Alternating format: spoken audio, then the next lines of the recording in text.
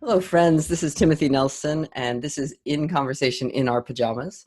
And I'm very lucky today to be joined by Whitney Fishburn, who has joined me here in our comfy clothes. I have a cup of coffee, and Whitney is many, many things. And that's one of the reasons I was so excited to talk to her, because we first met, I think, almost a year ago when you came for our Out of the Box season announcement. Was that the first time we met? That is true. Yeah, it was April.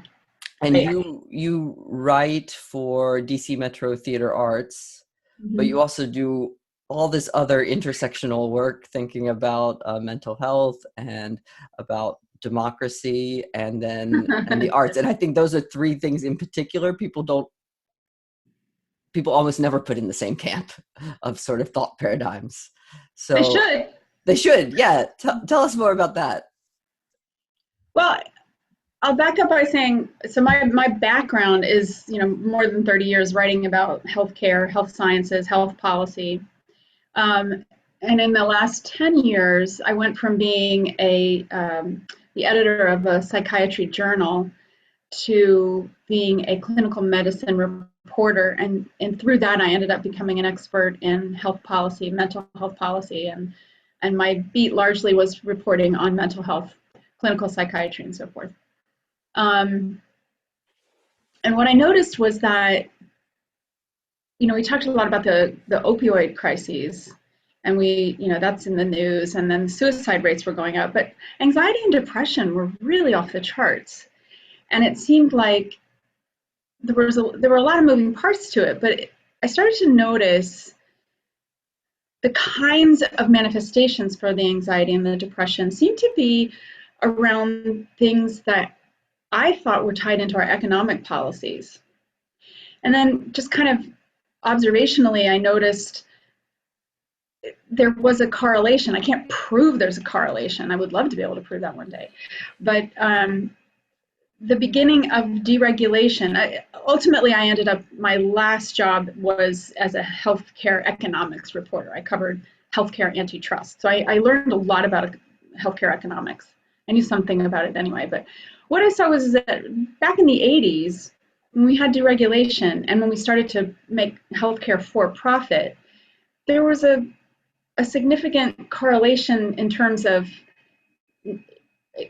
well, correlation means one causes the other, and I can't prove that, but there were similar trajectories of the amount of money that was going away from the people doing the jobs and their levels of anxiety and depression when it came to healthcare. So doctors were feeling more burnt out, more depressed, more anxious, nurses, everyone. And then I could see it across all of the spectrums, all of the industries, really. So I learned a lot about deregulation and about the capital, the way that capitalism has actually been executed in the last 40 years since the beginning of the Reagan Revolution. And I wondered, maybe there's something we can do about the way our jobs are impacting our mental health. And I wasn't really sure where I was going with this yet, but I trademarked the phrase creating herd immunity to anxiety and depression. Had no idea that we were going to be facing a pandemic when I did that. When was this? This was 2018. Oh, wow. So I started this newsletter called Docu-mental, Docu-mental, Mapping the American States of Mind. And I just began, it was kind of a forensic activity, looking to see what are the things that happened that make people depressed and anxious. And I identified 5 particular states of mind: and loss of agency, loss of hope. And you can check out the website and see what the 5 were and go more in detail. But really what I started to see is that anxiety and depression are not in and of themselves illnesses, in my definition. And some of the things that I do is explore who is defining mental health anyway, and why do we define it the way we define it, and who is doing that, is it the psychiatrist, and so forth. But really what I determined is that it's our lack of democracy as portrayed to us in the American dream, that our idea as Americans, particularly those of us raised here, And those of us who aspired to come here have a particular idea of what the American dream is, because that's what it's been sold to us as. And it's not that. And that the anxiety and depression are symptoms of that corrosive illness, which is a bad dream, essentially. That capitalism has not been applied in a way that the American dream is true. So that surprised me, but basically what I came to decide was that anxiety and depression is tied into bad capitalism, and that our levels of pain and anguish and mental suffering can be tied to not having agency in our jobs, having to fill out, if you're a doctor, having to fill out so much paperwork, well, now the electronic medical records, and not being able to rely on your clinical judgment. Teachers, same thing. They're told these are the things you have to do. So there's deregulation at the banking level and at the high levels of corporate activity, but there's a lot of tightening of regulation around people who are just trying to do jobs that they were called to do. So that really surprised me. I actually, it maybe sounds obvious to many people, but to me it really wasn't that tight of a correlation. And then you take that and you apply that to the arts. And I think you and Anne Majette on your conversation last week really explored this well, where Anne was talking about the stranglehold that this elite bourgeois attitude toward the arts has created. And I think that's very symptomatic of this idea that, the arts are supposed to reflect a certain type of living style, or if you're a patron of the arts, it means a certain thing. But what that does is it takes the arts away from the democratic intention of what arts can do, which is not, it's not proletariat. It's not like the people, but it is the people. It's more of a question of a freedom to express the moment, a freedom to be true about where we are, what is our mindset, what do we feel, who are we, who are we to each other, who are we telling each other that we are, and how do we tell the world this is who we are. But that's really difficult to do if the arts are not executed in a democratic way. And whether that's because budgets are the way they are, if you look at, I know you would agree with this, if you look at a lot of arts organizations, they function like political candidates, where they're just constantly looking for money. They're not actually able to, in legislators' case, legislate or be public servants. They're money grubbers. Right. And the tail ends up wagging the dog. The programming is born of a fiscal necessity, not the other way around. And that has happened in the arts. And so one of the reasons I've always loved your company and your work is because you find ways, and you are consciously seeking your way around not having to be bound to this expectation that you will follow this corporate or elite sort of mentality where it's, I'm just looking for the next dollar, so I will stick to the canon that we've had from the late 19th century Europe, mostly Germanic canon, which of course I enjoy, but that's not who we are as Americans. That is not a reflection of a democratic society. Those arts are really hard to come across, art such as yours. And mostly what you end up doing until now is you've taken the canon from before and you just said, look, the canon is the canon. It's useful and it's relevant. Otherwise it wouldn't be in the canon, but we cannot do it the way it's been done because that is not relevant to who we are. So it's a long way around to showing you democracy, mental state, and freedom are inextricable. And it comes down to resources and who has control of them and how did they get control of them and why should they continue to have control of them.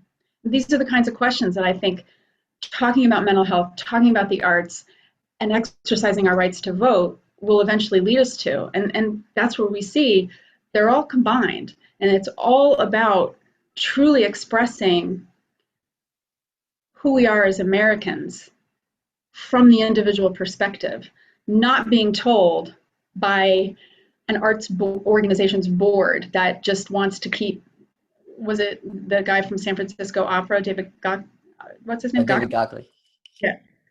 That this is just a bourgeois pastime. That's fine. I actually am not judging that. That's fine. If some people want that in their life and that's kind of the way that they feel like that they get something out of the arts, great. Because the arts is therefore at least sustained somewhat. But that is not sustainable in the democracy that we have. And it also is not meaningful to most people. And I feel about the arts the way I feel about beautiful coastlines or mountainscapes or just anything beautiful in nature. It shouldn't be cordoned off from certain people. It should be all of ours. So that's kind of, if I have that's my ethos, and I have a mission statement, which is test your truth. And right now, what we have believed to be true in America, I don't believe is true. I don't know what to believe, but I know it's not that. As you have been talking, I've been thinking about uh, the Republic and Plato and the idea that a democratic society is born from a democratic internal way of being, because it seems like so much of what you're talking about is about freedom of self-expression and a place that one can express themselves even if they don't fit into the Madison Avenue picture of the American dream, as you say. And I was also thinking about James Baldwin's, I'm not going to do him the disservice of trying to quote him, but he talks about how despair is born out of the space between who we really are and who we say we are. And with social media and this sort of projecting an image that fits into the box that we're told one has to be in, Yeah. because we don't have language to talk about anything that doesn't fit into the box. It creates a sort of personal but also national despair. I actually resent social media. I use it and it has, it's like any technology. It has, you can leverage it for good or bad, but I resent that I have to be monetized at all times and that my skills and insights and talents and my personhood is just, it's taken for granted that I'm going to want to monetize that. I'm going to want to market myself. And I don't know how we get out of that, but I wish at least more people were aware of the power that the social media has to actually corrode. And the Baldwin quote you're talking about, it's not who we are and who we say we are anymore. I think it's who we are and who we're told to be. Mm-hmm. And it's a very prescribed and therefore proscribed environment in which we've been living. And that's why we have identity politics, which I find them tedious. Most people do find identity politics tedious, but that is a reaction to exactly that sentiment that Baldwin is describing of, I know I'm not this thing that I'm told that I am, and so I have to be in order to get somewhere in society. And that's that lack of agency. And if we are paying attention to the arts, and if the arts are available to us, they can inform us that we're right. That doesn't feel like who we actually are. It's a validating experience sometimes. Or as Maya Angelou had said, and sometimes it's attributed to somebody else, but I know I heard Maya Angelou say this before, where it's just, poetry told me what I knew that I didn't know I knew.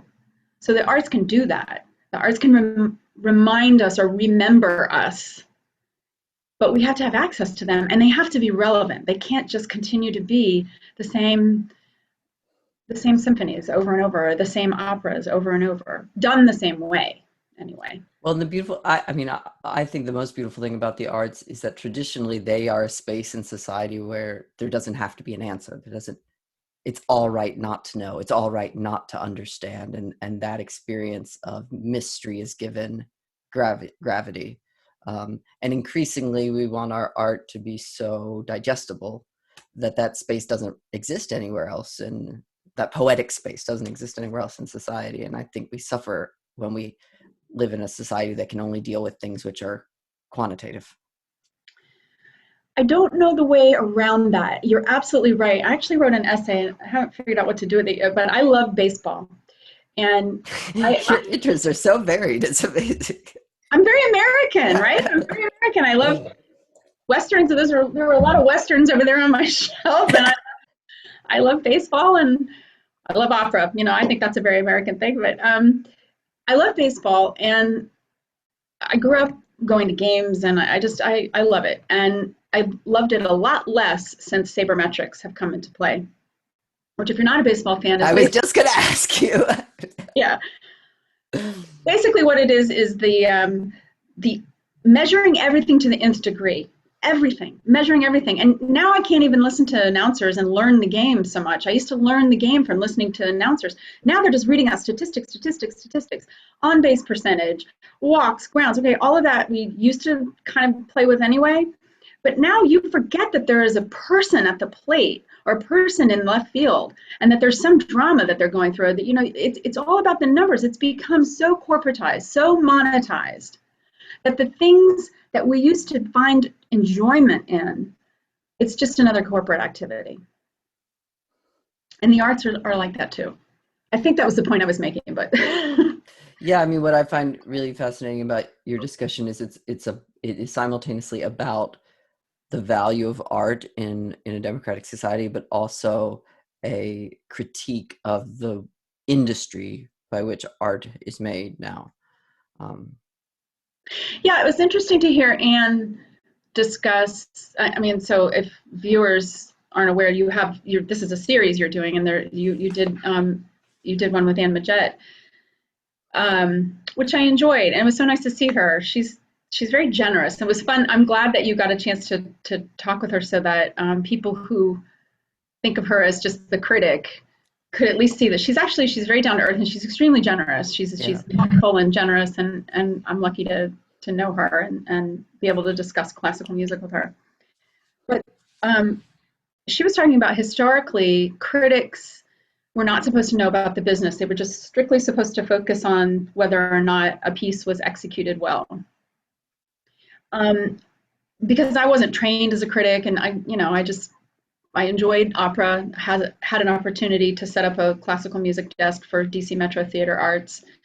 I went at it the way I go at anything, and I went at it from the perspective of what will make this sustainable. Now, my training as a journalist is to see that whatever somebody tells me is going to happen, whether it be a scientist, a clinical medicine person, so a scientist, a researcher, a policy analyst, or a policy maker, if they tell me it's going to work a certain way, my job is to follow A to B to C to D. Did it add up? Do things add up? Well, so I play that to the arts. Okay, I look and see. If I'm evaluating a piece of music for the first time, that a new composition, it promises something, and I in my mind follow it. Did it meet the promise? And if not, why not? Whatever. So there's that, but there's also, if I'm going to have the opportunity to review things, I need to know whether or not it's going to be there. And I could not see, at least in America, how you could be a critic of the arts and not understand the business, which Anne was saying was essential, but that's a shift. And I would say even further, we have to understand that people who are interested in writing about the arts do need to understand the economy behind it, because now, and particularly now, we have an opportunity with the pandemic. Now's the time to actually start taking a more solutions journalism approach to it and saying, here's how we solve the problems that the arts are suffering. And we can talk about this because we understand the context, and the context in America is always going to be economic. So I think of the arts that way. I think of the arts as being one of many leading indicators of where the American mindset is. But it's never on its own. It's always part of a bigger picture. And so you do have to understand that the reason why there's a chokehold has to do with economics. And that's also how you find your way out of it. It's this wonderful, fascinating duality of things, because a lot of my European friends expressed dismay in a system that would be largely funded through philanthropic giving and makes us so answerable to our audience. And that has tended to make the art less interesting, especially in opera 15, 20 years ago. But I think that also has the potential to do exactly the opposite. It makes us answerable in a way that the European funding model doesn't make their artists as answerable. And if we use it, it challenges us to improve ourselves as artists. There was was it Politico or Slate? I think it was a Slate.com article about how the pandemic, they sort of had 40 of their staff writers reflect on how the world will be different after the pandemic for that particular area that they write in. And a lot of it was about how we will continue to use technology, maybe even more so, but they were predicting that it could be used in more responsible and sustainable ways that we hadn't imagined, that the use of it won't be as superficial, because we'll understand both its light face and its dark face. I hope that happens. And here are some ways I can see that it might. And here's some change. I made notes of things that we could talk about around that sort of what's the new paradigm. But I did want to validate something that you're saying and also unpack what I said a little bit more. When you said that your European friends are dismayed that we're so answerable to our audiences and they're not, that's important, I think, because I am not saying that our system is all crap. It isn't. And I have interviewed, I've interviewed plenty of European musicians, artists, conductors. I'm thinking of one particular conductor who's here in Washington at one of the universities, and he started his own small local summer orchestra. And he said, he's Italian, and he said, the arts are so much more vibrant here in the United States than they are in Italy because I can do this. I'd have to go through, I would never probably even be able to do what I'm doing here in Italy because it is so proscribed. But then what he wants to do becomes truly a work of passion for him, because if he doesn't have the ability to throw everything he has into finding funding for it, it's not necessarily going to succeed, or maybe not succeed at the level. So, okay, that's good. That's calling us to show up and be present to the arts that we value. But I think it could be easier. I'm just thinking maybe it could be easier. How it could be easier, I don't know. But this idea that technology is going to change things. So I was thinking about that before our conversation, and I was thinking, well, first of all, more people will have access to the arts. I mean, I just had did you read the profile that our writer Olivia did of you? Have you had a chance to read it yet? Yes. So, she touched upon this in the interview she did with you, where now you can reach audiences well beyond what the house could hold, whether it be a house concert or whether it's a venue that you've, whatever the house is that you are doing your production in. And that's democracy. That's liberating. You can reach people back home in West Virginia that are not going to come here. My husband is on the board of a nonprofit organization that had a concert benefit last night. And normally, they would have a concert at the Hamilton and maybe 500 people, maybe. I don't even know if the Hamilton can hold that many people. But they had 600 people who just showed up online, and they raised money from that. And that was really easy to do. And you'll be able to do that with your digital opera house. So we will now be able to have art in places we never used to be able to have it. And that's going to be really exciting. But we're going to need new skills too, because I've watched a lot of orchestras perform online from their homes. You'll have an entire brass section across 20 different homes.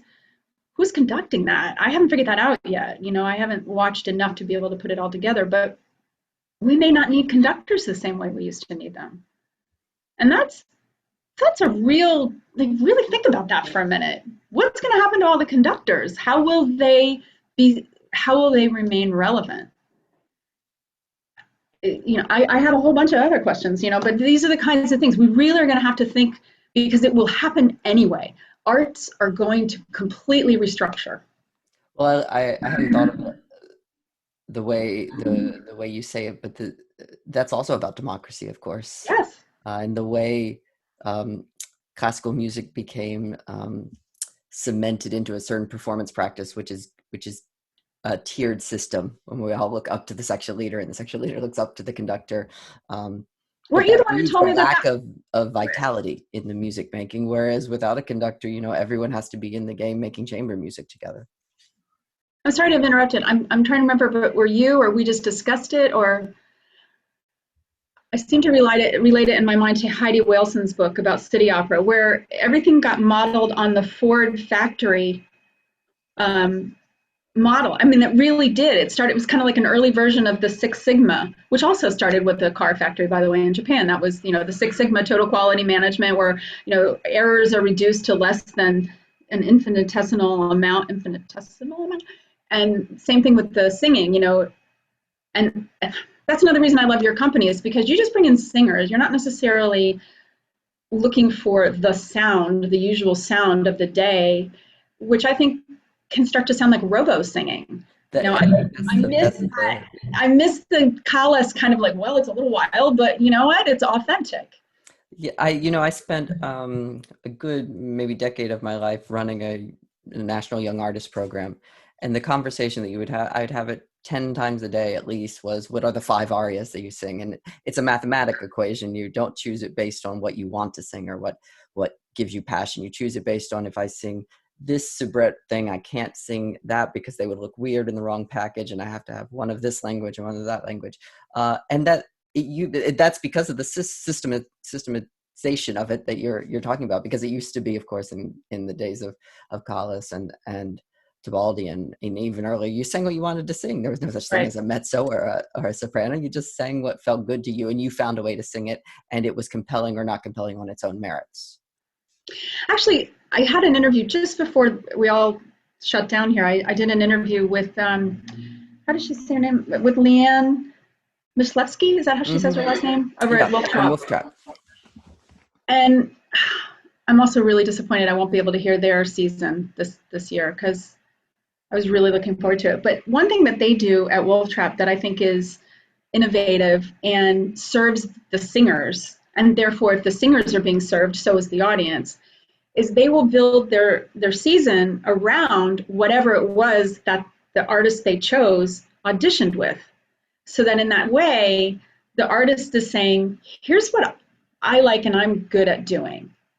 And the artists come to the auditions knowing that. So they put their best foot forward in the way that pleases them, rather than thinking in terms of, well, what will please the marketing people or please the zeitgeist. And it's not a total solution, but it is a way to at least interpret yourself as well as the music. Right, which is also tied into democracy and equity and treating the artist as also a creative force in the room, and not a paper doll to be just manipulated. Which again ties back into the industry and the way artists are treated by management and by the recording industry. And a lot of that systemization that you were talking about, the voice, that all has to do with the recording industry. And they need to know it'll sell so many records. So the voice has to sound, this is the Mimi sound. If you don't sound like this, you're not Mimi. I was just thinking about this Susan Graham interview that I watched on that This Classical Life. Have you ever seen the video series This Classical Life? I'm laughing because there's, if you've ever seen Mozart in the Jungle. Yeah. So is it Jason Sudeikis or whatever? That's not who that is.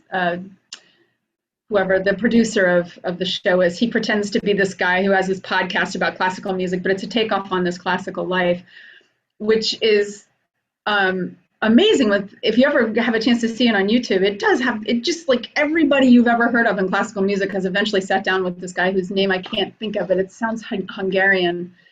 You'll have to forgive me. I think I'm getting a little stupider the more I'm isolated. Remember everything. But Susan Graham talked about that. She talked about how she came up in an era where, rather than having to fit into a mold, the marketing was built around them. And she was talking about, and I remember these days living in New York City at the time when Tower Records was still a thing, and it was right next to Lincoln Center, and you would go in and there'd be a life-size cutout of opera singers in the opera section. It was, you were celebrated and they celebrated you, and maybe it was kind of like the beginning of the Hollywood system. But she talked about, she felt supported, and she felt like whatever she needed, they were going to make sure that she had it, and those days are gone. And so what's next? And we have a chance to do that now, because in a way the virus and the technology have leveled the playing field.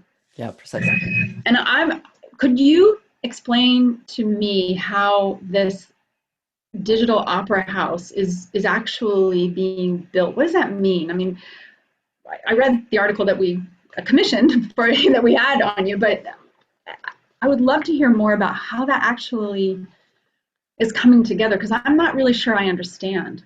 Well, I mean, it's interesting that you bring that up because that's only just started to come into some sort of perceivable shape in the last couple of days as we've talked to a web designer who's working with us on this, and is not we started the conversation with him by saying, we don't want you to come build a website for us. We want a thought partner because we don't know what we don't know.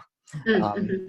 What we do know is we don't want it to be like a website. We don't want it to feel like a website. And what I find really exciting, and this is coming from someone who I mean, I don't do technology at all. I'm the last person that anyone would expect to be building a virtual opera house, but we're designing it not to experientially not be like you're visiting a website, but to be like you're entering into a art space, and you come through doors and there is a lounge for to meet folks between acts of a performance. There is a main stage traditional theater. There is an experimental black box. There's a space that's for our subscribers to hang out. So it's very much designed to be an experience, not to look like Netflix, not to look like your about us, contact us sort of. Yeah, but the way you're describing it makes it sound multidimensional. Is this going to be done through virtual reality? You know, like with the New York Times, you can get the glasses, and they have the virtual reality. If you want it, you don't have to have it. So that's the aspiration. In its first iteration, probably it's more like a 3D photo that you can move around the space. And once you Oh, okay. go into a portal, Oh, okay. then it's a more traditional way of choosing the content. But the idea is to go there. Right now, we don't think enough of our patrons would have new enough systems to handle that sort of data. You know, another thought popped in my mind. If it remains sponsored, and usually it's patrons and it's not necessarily corporations. And I hate going to baseball stadiums that are named for corporations. That's just ugh, that doesn't sit well with me. But one thing that I just thought of was, at least there could be a revolution in listening technology. So you could maybe partner, our opera companies could partner with headphone set companies. You know, we will need new tools to access and enjoy the arts, the performing arts. And the arts start driving the technology in a Yes, way and they never have instead of before. the other way around. A perfect example of this, I still haven't figured out what I'm going to do with this yet, but I attended a lecture recently up at the Strathmore of a woman who, she's a cellist. I think she's a cellist, and she played a string instrument. I think it was cello. Anyway, she ended up in the hospital for a long period of time, and all of the beeping drove her nuts. She was in an intensive care unit or a med surg unit, and it's just beep, beep, beep. All the machines beep constantly. And it drove her crazy. And so she decided to do something about it. And one of the things that she realized is that this technology that's beeping all the time was devised back in the 80s, and nobody cared who it bothered. Nobody thought that it was going to be constantly going off, but it was never actually thought out. Well, will this bother people? Is the decibel too high? And now you walk down the street anywhere. I think in the interview, I remember in the audio of the interview you and I did one time outside, it was just constant beeping from trucks backing up and everything, and it was overkill. It was too loud. The people who were using the technology were not the drivers of the technology. And so the technology is inferior and it's obnoxious. So it's exciting to think that now we have the people who are going to be represented by the technology having input into how that technology is developed. At least I hope people understand it's an opportunity to do that.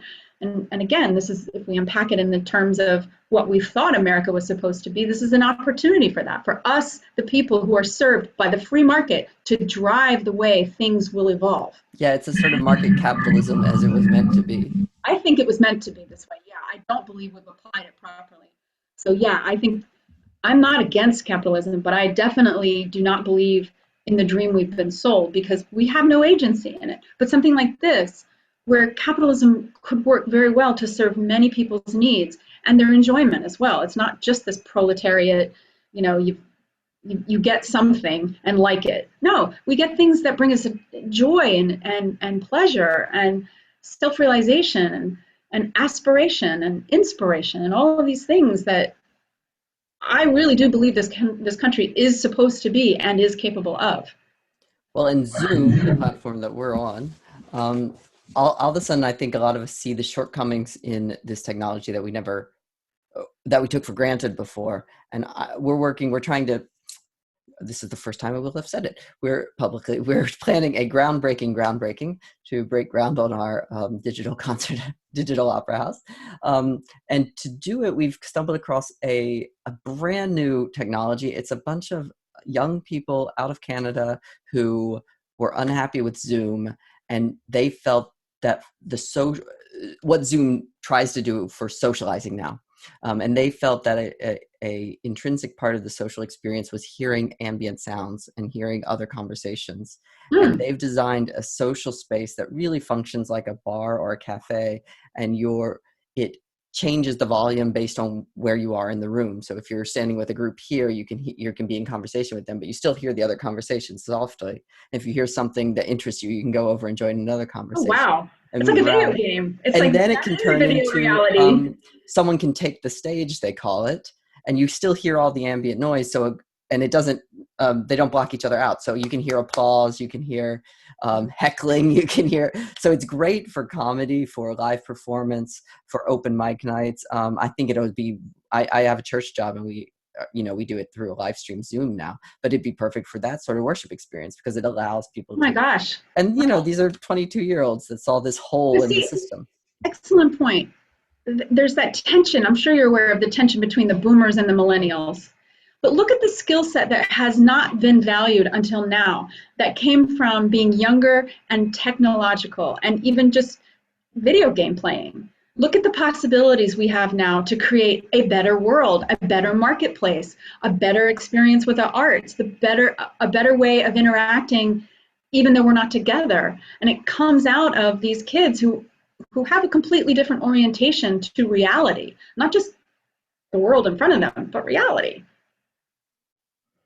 Yeah, and I think it's funny you mentioned that because I have this debate with my husband all the time because I wasn't allowed to play video games when I grew up. I would never had one. I never played them. It's very strange to me playing video games. And my husband plays video games a lot. And all of a sudden I feel like I'm eating a massive amount of crow because we are even talking to uh, gaming technology firms about how to make some sort of interactive operatic experience. And all of a sudden, I think we're all being challenged to see the holes in our preconceptions about everything. Well, I don't mean to have an answer to everything, but I think about this kind of generational difference a lot. And I wouldn't say that you're eating crow. First of all, you said that your parents made you not play, or they wouldn't allow you to play them. But you therefore use the time to become a good musician, and then a better musician, and then a world-class musician. So you are bringing world-class musicianship and visionary, creative. I described you before in one of my an interview that I did with someone, and they said, "Who should we watch?" And I said, "You have to watch Tim Nelson because he has this restless, creative nature. You're never satisfied. Most artists aren't, but there's something about yours where you're going to turn the corner and you're going to be a completely different universe." And I love that about your work. And you have that freedom of thought because you have the skills and you spend all that time with the skills. Okay, so that's what you bring to the table. And are you a millennial? You're not a millennial, are you? No, You're not a millennial. Gen Xer.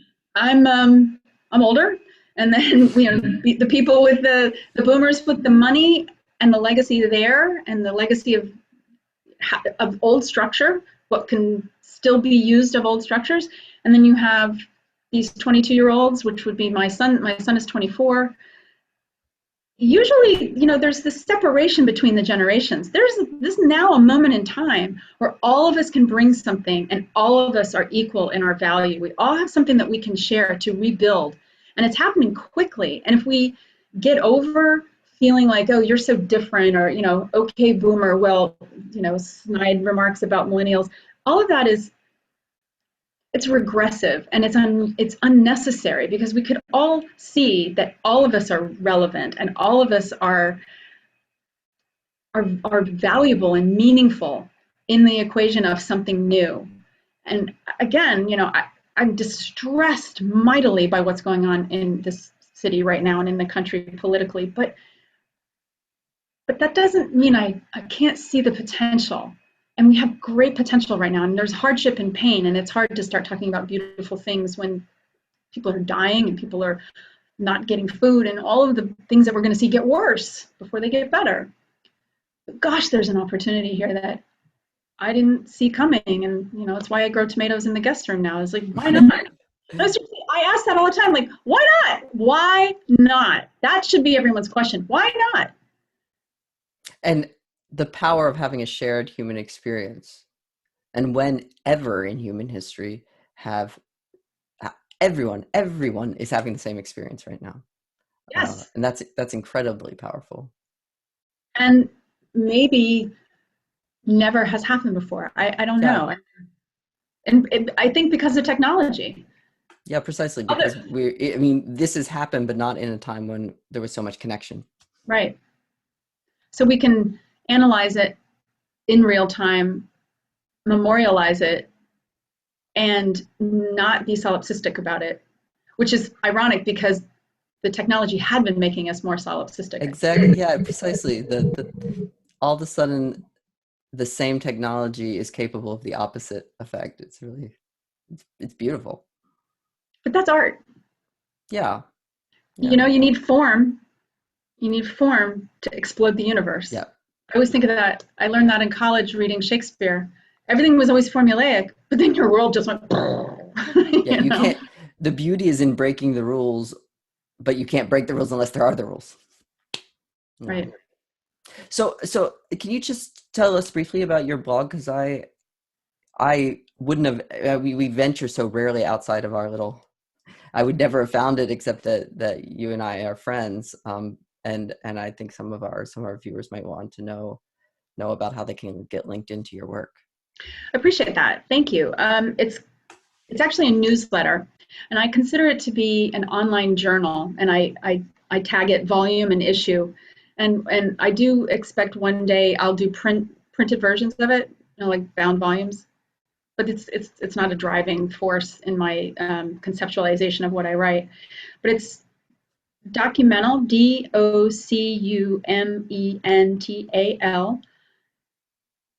DOCUMENTAL.substack, which is the platform I publish on. So that's sub like a submarine, stack like stacks of records, Substack, all one word.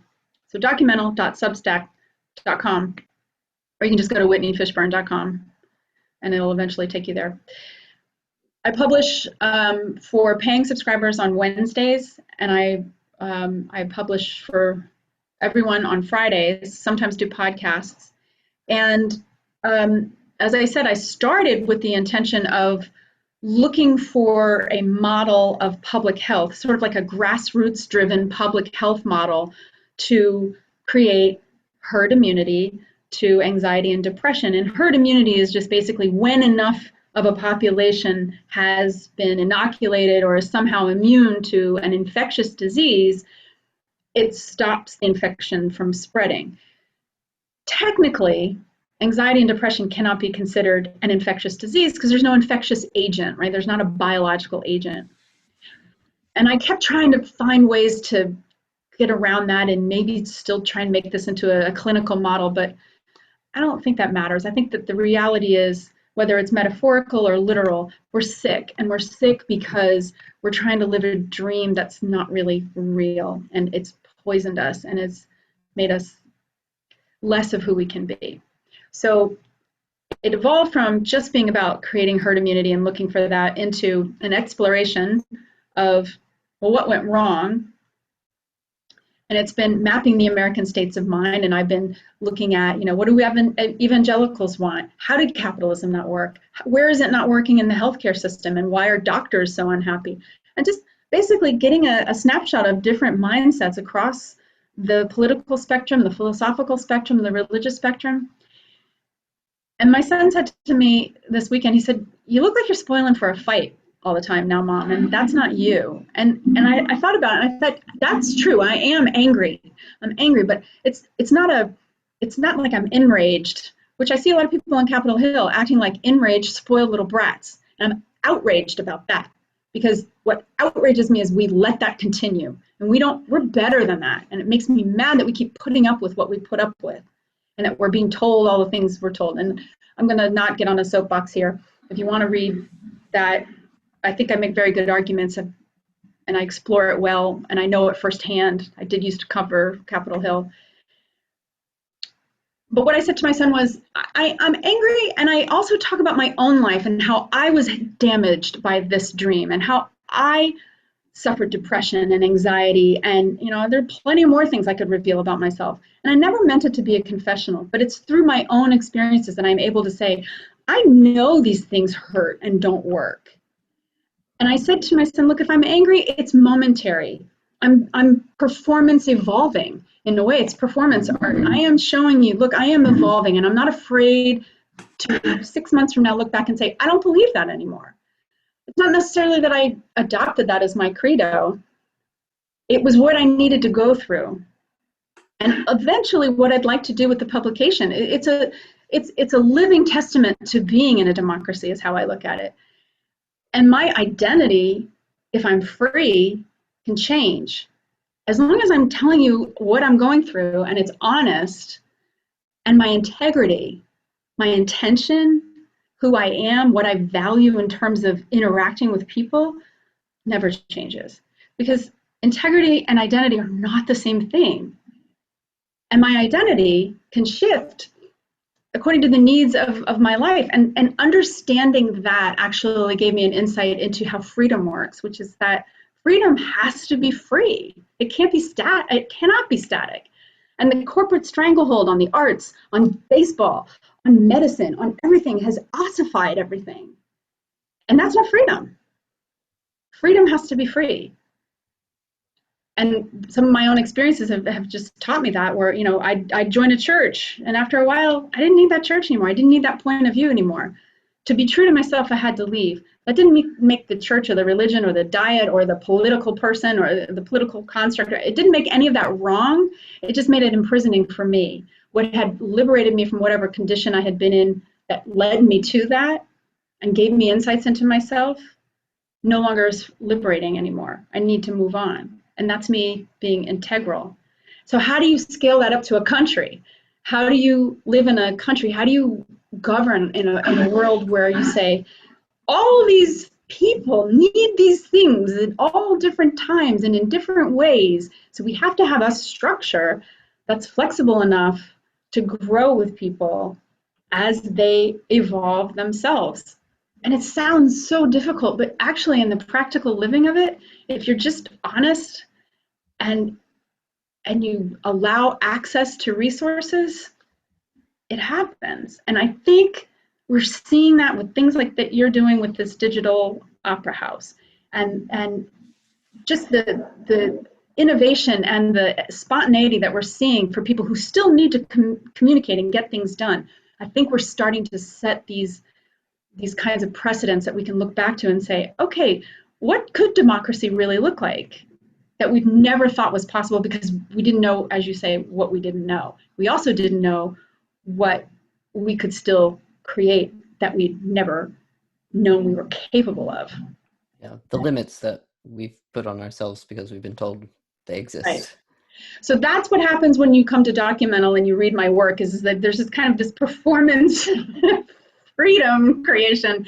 And I've started to ask for op-eds from people. So I have a few other people who have sent me some things, and they're more grounded in, look, here's a plan for things. Because I realize what I talk about sounds very esoteric and almost impossible. How do you live with these paradoxes of freedom and stability at the same time?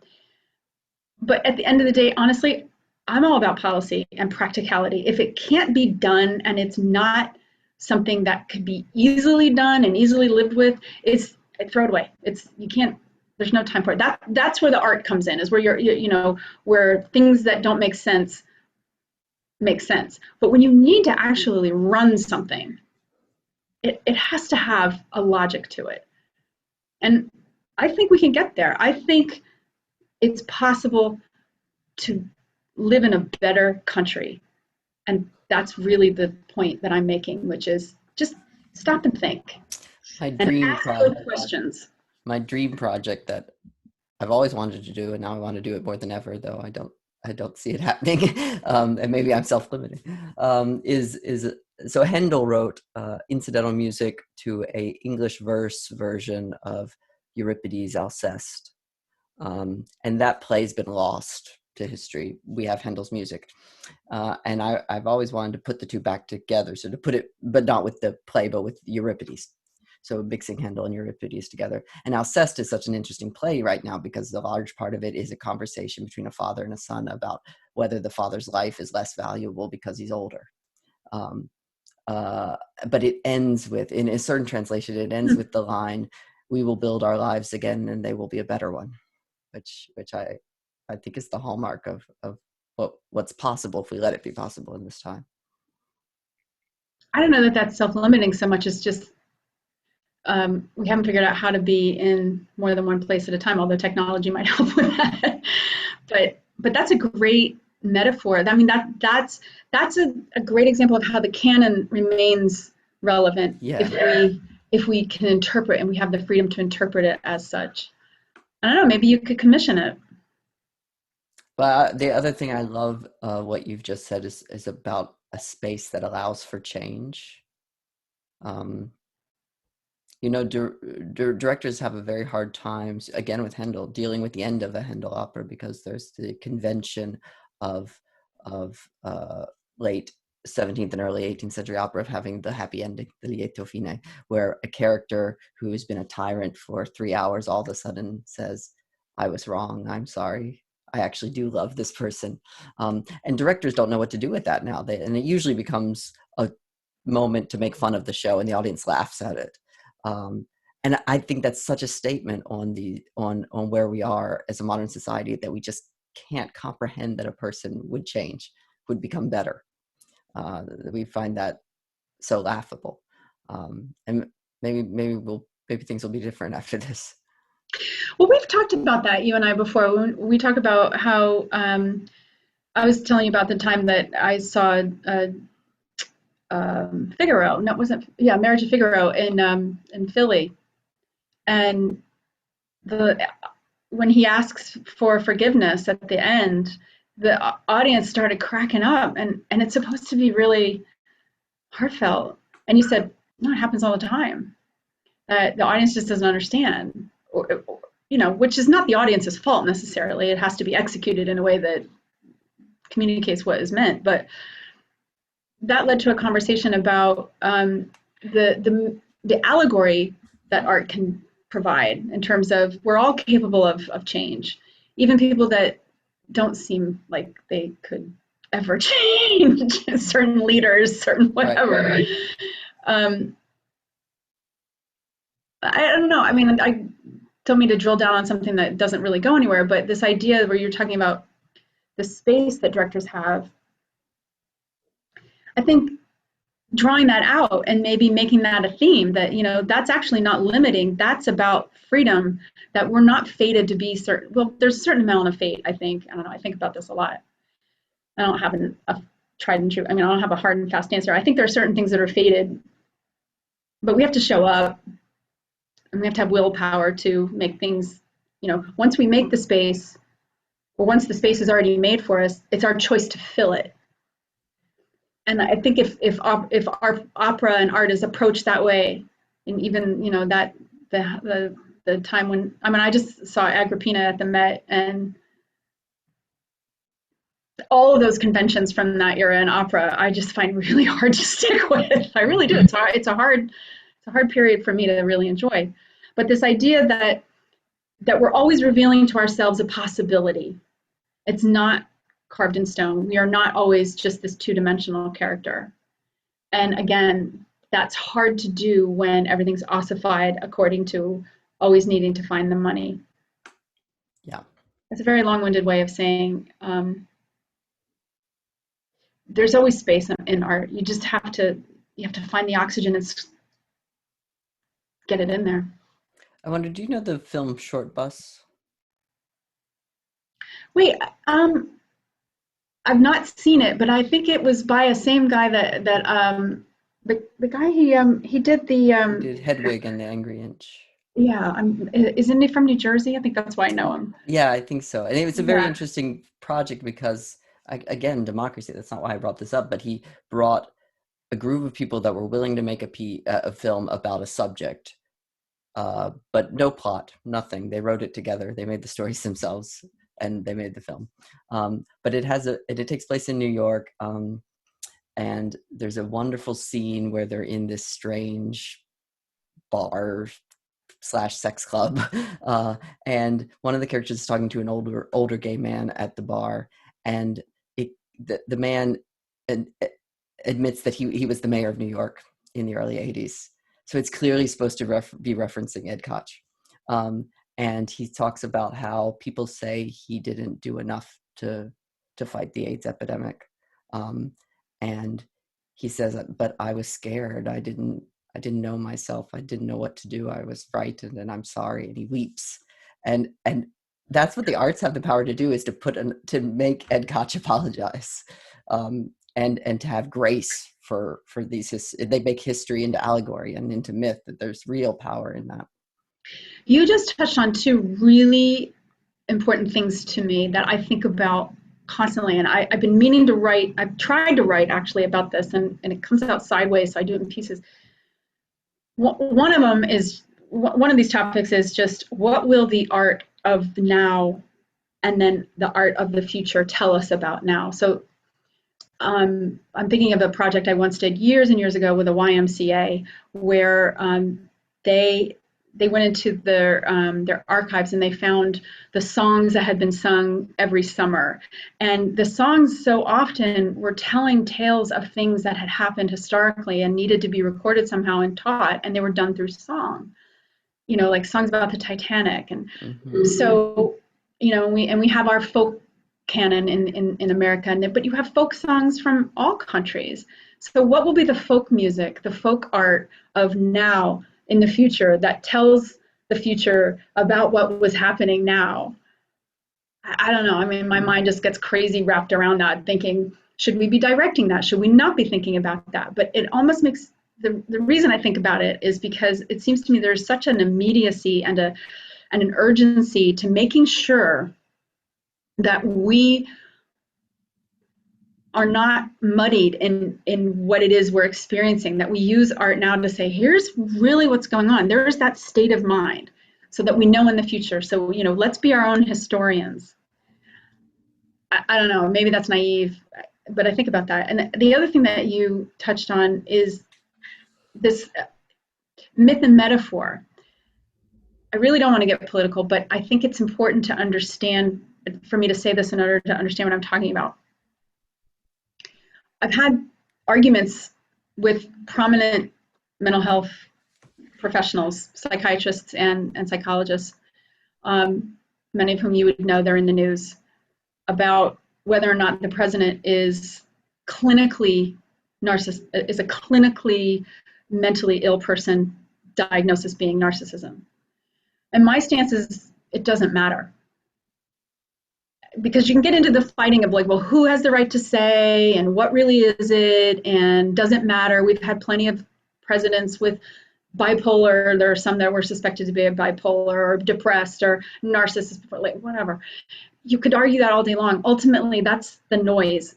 The truth, the more important point to understand is that the president, and particularly in this country, is always still, at least now, still is a representation of us collectively. Mm-hmm.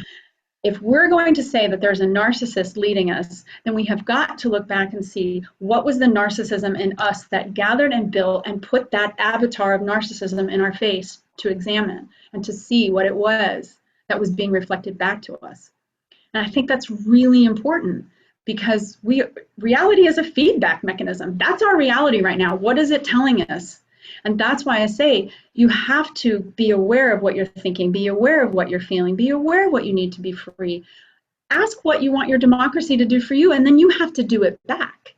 And the arts are that ineffable, doesn't make sense, but can still make sense medium that teaches you all those things. And that's why we need stories about narcissists, and we need operas like Don Giovanni to teach us those things and to give us things to think about, so that we can take action that's practical. And I don't believe that whether or not our leaders are sick or whatever, biological is one thing, but I don't think that's the ultimate they're there. We have to take responsibility all the time. And maybe what this moment in time is, and maybe this is why I'm so obsessed with thinking, what are we creating that's relevant and teaching us, is that this is the moment where we grow up. Because if we're still going to be willing to be told what to do in the future, we will have missed an opportunity to become adults. And that's another realization I've had, is that democracy is not for children. You have to, people feel their agency stripped of them, but when they get it back, are they going to use it? Right. There's the question marking in the air. Well, thank you so much, Whitney. This has been such a joy.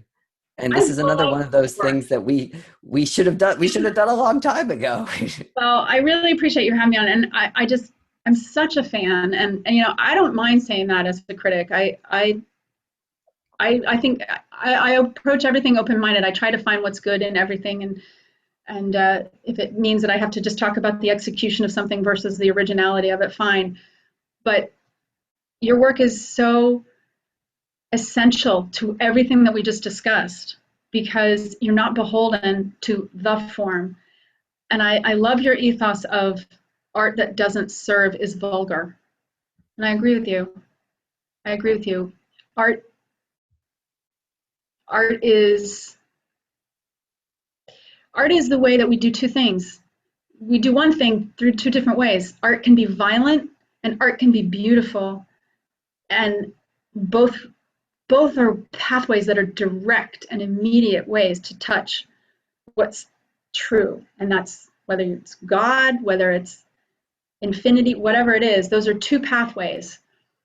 And those are essential for a healthy nation, a healthy group of people, a healthy collective, a healthy community. That those pathways that are private but collective at the same time. And every time I attend one of your shows, I feel that you have just given everybody a sacred place to have a sacred moment, no matter what it is that you're performing. And I don't take that lightly. And I think you are a treasure to the city for that reason. And I don't want to sound like a goober, but I always look forward to going to your shows. Thank you, Whitney. Thank you. We're very lucky that there are still, how to say this, critics who think about criticism and the value of it, and that it's not this. It's sort of an expansive art of its own. Well, good luck with the Opera House. Thank you. You know that I'll be there. Yeah, we look forward to seeing you there, and we'll speak soon. Thanks, Tim. Thanks so much.